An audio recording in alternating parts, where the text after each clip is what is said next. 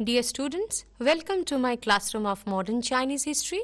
Today I am going to give you some ideas on Mao Zedong's thoughts on education and culture. Mao Zedong was one of the pioneers in the field of political history in modern China who made the dream of revolution possible. With him, modern China ushered revolution, or it can be said a path-breaking event which ultimately established the communism or the communist rule in this particular country. Mao Zedong was the first president of People's Republic of China, and with his initiatives, modern China had witnessed a lot of developments. On the other hand, Mao Zedong was vehemently criticized for his dictatorship and arbitrary decisions. We would like to see how his revolutionary ideas tried to revolutionize education in this particular country. Of all the titles given him during the Cultural Revolution, Mao Zedong liked only one: a great teacher. For he had been a school principal and a teacher, and throughout his life, it had always been one of his major concerns to raise the cultural standard of the nation through education.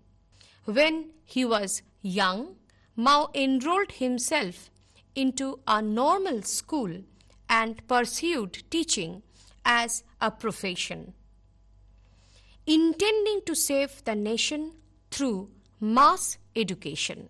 After he became a Marxist revolutionary, Mao continued his efforts in educational reform. During the long warring years from 1927 to 1949, Mao did the following three things: pushing forward the drive of mass education of workers and peasants, bringing changes in the educational system so as to make education serve practical purposes, and finally encouraging pedagogical reforms to make teaching learning more effective and meaningful. After the founding of the People's Republic, Mao introduced revolution into education to construct a whole new educational system. He declared education for New China shall be national, popular, and scientific. Illiteracy was reduced to as low as 7%.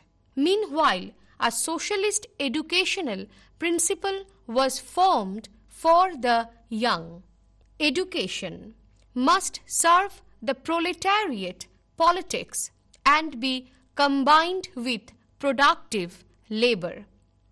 Everyone who receives an education shall develop morally, intellectually, and physically, and become a worker with both socialist consciousness and culture. It was his thought. Mao was strongly for a humanistic and joyful learning experience for children. Mao's conflict with the bureaucrats resulted in the Cultural Revolution, during which Mao's educational theories were fully carried out, and in certain areas to the extremes. Philosophically, Mao placed a high value on the external natural world. He held Marxist materialist, practice-oriented epistemology, believing in the unity of knowing and doing. I would like to ask a question to my students. While framing his principles on education, Mao Zedong was influenced by the ideals of option 1, Karl Marx. Option 2, Hitler. Option 3, Mussolini. Option 4, Tojo. The right answer would be option 1, Karl Marx or Marxian ideology. The core of the theory is practice is the source of knowledge. Practice is the impetus to the development of knowledge. Practice is the only criteria to test knowledge. And practice is the purpose of knowledge. Mao's ontology and epistemology played the major role in shaping his educational policies and the construction of practice-centered school curriculum. Now I would like to ask the second quiz to my students. In his educational policy, he gave utmost emphasis on number 1, experience, number 2, practice, number 3, thoughts, and number 4, imagination. The right answer would be number 2, that is practice. Research findings show a clear linkage between Mao Zedong's philosophy and his educational practice. A predominating consistency to this linkage and an interesting and meaningful fact that overall the pendulum of the Chinese education is swinging back to Mao's path after a decade's breaking away from him after his death in 1976. The two-tiered system of education, that means the two-layered system of education, continued to flourish until 1966. Mao, believing that his party was losing the revolutionary charm and was creating a privileged elite that was a threat to the socialist regime.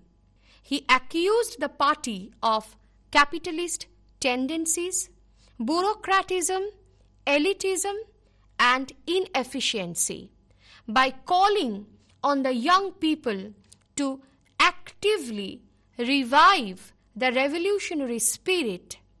He launched a 10-year period called the Cultural Revolution or the Culture-Imbibed Revolution, which I have already discussed. Students formed Red Guards and revolutionary rebels and went out among the populace to destroy the old culture, the old ideology, the old customs, and the old habits. Here I would like to say Mao had a lot of respect to the Chinese tradition. He was very much against of the wholesale westernization of Chinese education. But he did not like how the ancient regime imposed strictness and made the education narrow and confined.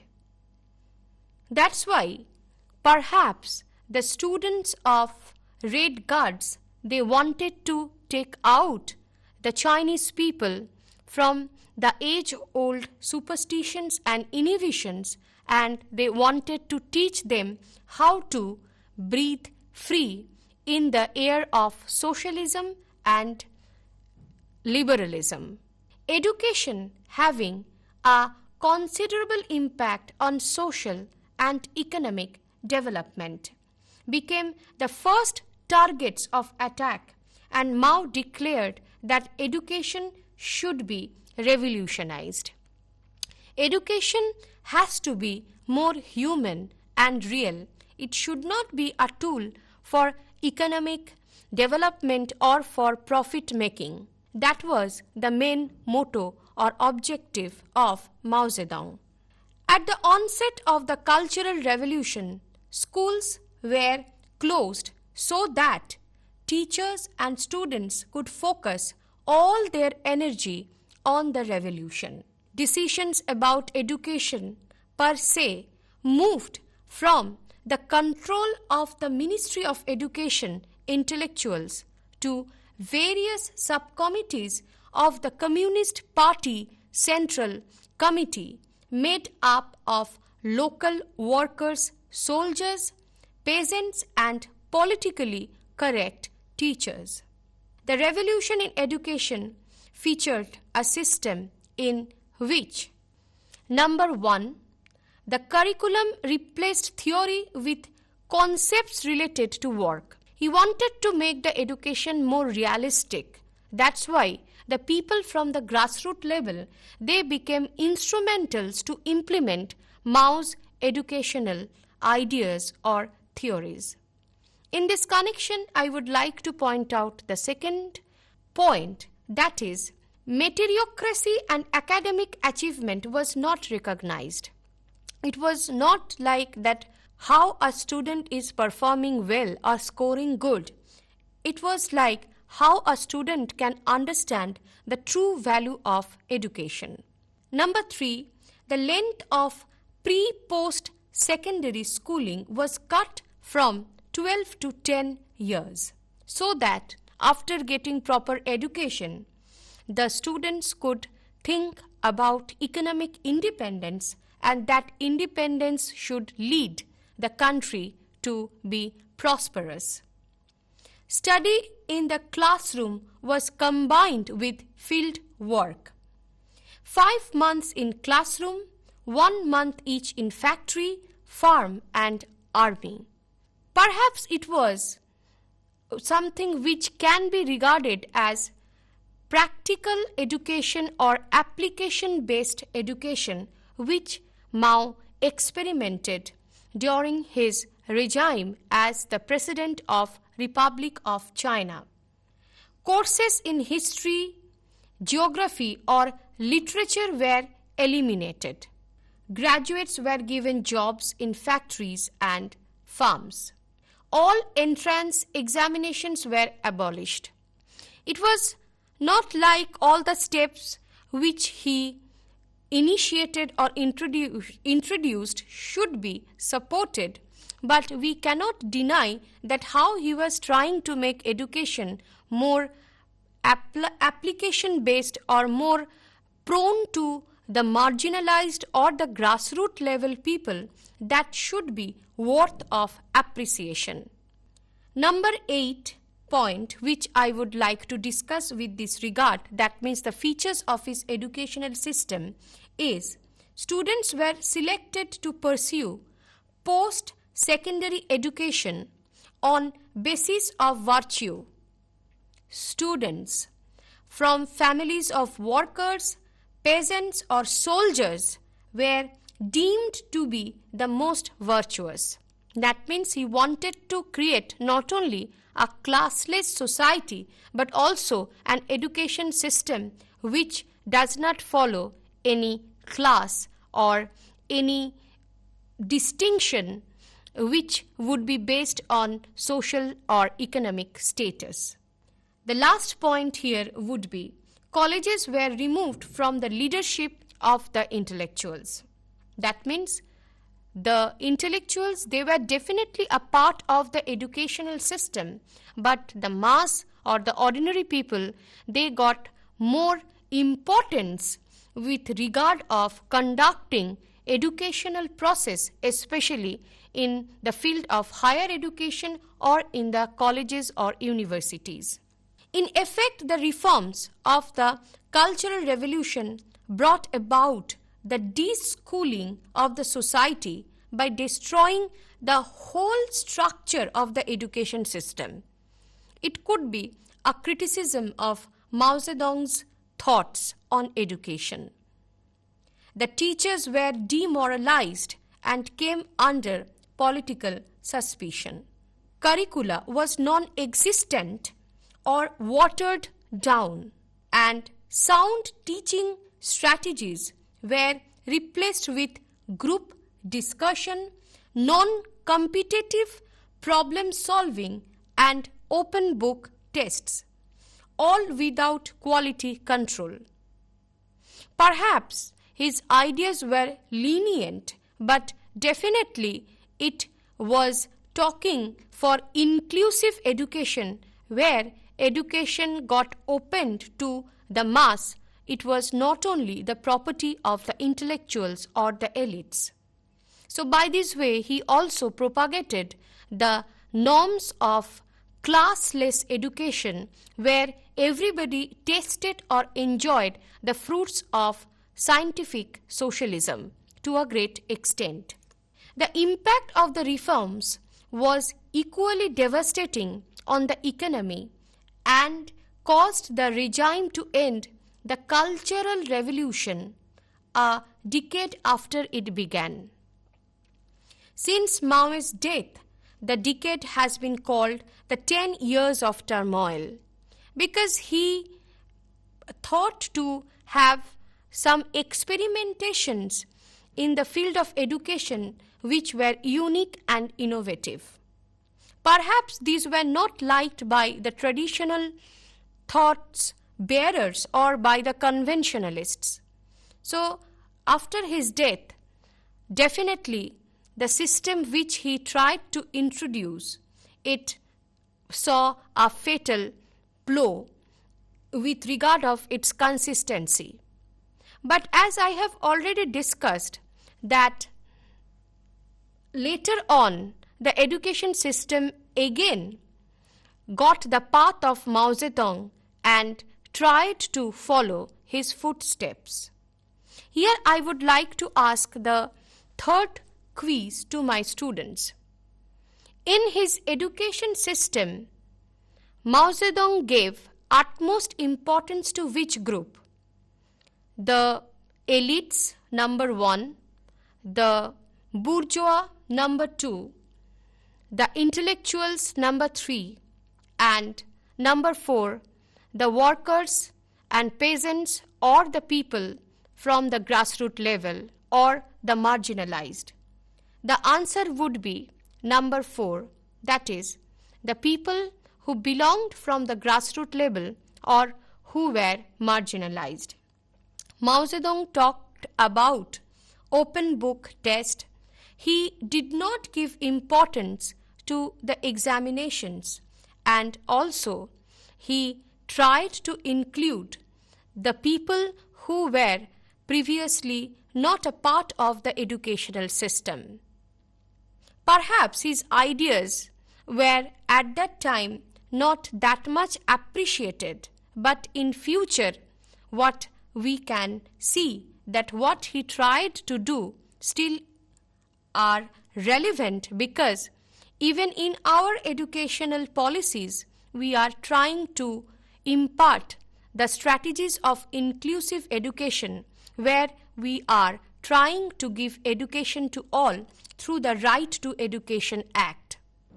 So from that perspective, it can be said that his ideas were definitely revolutionary and were thought-provoking, and we are carrying unknowingly the legacy of his educational thoughts or idealism. In July 1968, a new directive from Mao, published in the People's Daily, explained what kind of higher education China should have.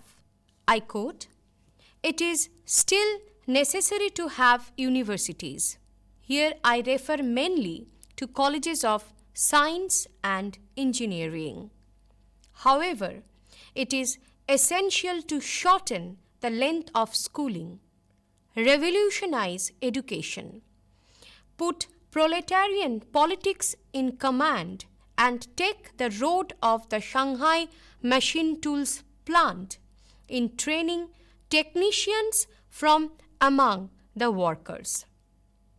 Students should be selected from among the workers and peasants with practical experience, and they should return to production after a few years' study. Here Mao Zedong wanted to train the workers so that they could be skillful, and also they could apply their education for the production, and that production can lead the country to be self-independent. I would like to quote from some of the writings of Mao Zedong, which would help the students to understand his ideas and his mentality and how he tried to revolutionize education. It was a report which was published in May 1941, titled Reform Our Study. I repeat, Reform Our Study, where he stated, I would like to quote, "First, take the study of current conditions. We have achieved some success in our study of present domestic and international conditions. But for such a large political party as ours, the material we have collected is fragmentary and our research work unsystematic on each and every aspect of these subjects, whether it be the political, military, economic or cultural aspect. Generally speaking, in the last 20 years, we have not done systematic and thorough work in collecting and studying material on these aspects, and we are lacking in a climate of investigation and study of objective reality. To behave like a blindfolded man catching sparrows or a blind man groping for fish, to be crude and careless, to indulge in verbiage, to rest content with a smattering of knowledge, such is the extremely bad style of work that still exists among many comrades in our party. A style utterly opposed to the fundamental spirit of Marxism-Leninism. Marx, Engels, Lenin and Stalin have taught us that it is necessary to study conditions and to proceed from objective reality and not from subjective wishes. But many of our comrades act in direct violation of this truth. Basically, this passage was dedicated for the party workers, but from here also we get an idea about his educational policies, where he was giving more emphasis on practical wisdom or on truth or objectivity rather than subjective interpretations. I would like to continue from the same report. Second, take the study of history. Although a few party members and sympathizers have undertaken this work, it has not been done in an organized way. Many party members are still in a fog about Chinese history, whether of the last 100 years or of ancient times. There are many Marxist-Leninist scholars who cannot open their mouths without citing ancient Greece. But as for their own ancestors, they have been forgotten. There is no climate of serious study either of current conditions or of past history. Mao Zedong wanted to decode or explore the ancient Chinese history without any reservations or bias. But searching for truth was perhaps absent during that time in Chinese historiography, which he wanted to unearth. Here we find that he was perhaps a traditional modernizer who had admiration for his roots, but also he wanted to make the teaching learning system more scientific and rational. Third, take the study of international revolutionary experience. The study of the universal truth of Marxism-Leninism. Many comrades seem to study Marxism-Leninism not to meet the needs of revolutionary practice, but purely for the sake of study. Consequently, though they read, they cannot digest. They can only cite odd quotations from Marx, Engels, Lenin, and Stalin in a one-sided manner, but are unable to apply the stand, viewpoint, and method of Marx, Engels, Lenin, and Stalin to the concrete study of China's present conditions and her history, or to the concrete analysis and solution of the problems of the Chinese Revolution. He wanted the party cadres should absorb or should understand the true essence of Marxian ideology so that they would be able to apply these principles to understand Chinese history and the contemporary society. I continue, such an attitude towards Marxism-Leninism does a great deal of harm, particularly among cadres of the middle and higher ranks. The three aspects which he mentioned, here I would also like to quote Mao Zedong himself: neglect of the study of current conditions, neglect of the study of history, and neglect of the application of Marxism-Leninism all constitute an extremely bad style of work. Its spread has harmed many of our comrades. As for Chinese history in the last 100 years, he continued, we should assemble qualified persons to study it in cooperation and with a proper division of labor, and so overcome the present disorganized state of affairs. First, it is necessary to make analytical studies in the several fields of economic history, political history, military history, and cultural history, and only then will it be possible to make synthetical studies. Here I would like to say his ideas of history were very much scientific and academic, where he gave importance on analysis and also to empirical studies rather than only subjective analysis. We have made many detours, but error is often the precursor of what is correct. He also said that, I continue, I am confident that in the context of the Chinese Revolution and the world revolution, which is so intensely alive and so richly varied, this reform of our study will certainly yield good results. Unquote.